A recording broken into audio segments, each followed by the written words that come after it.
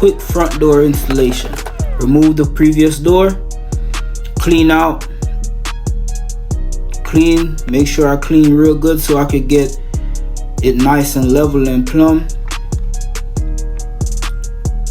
Fitting the second door in, I shimmied it out, and I also used foam to close up the gaps, and silicone as well.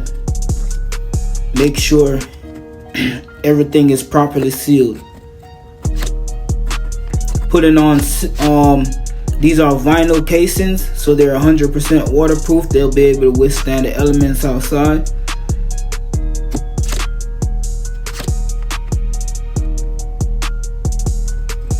And there you have it. New front door.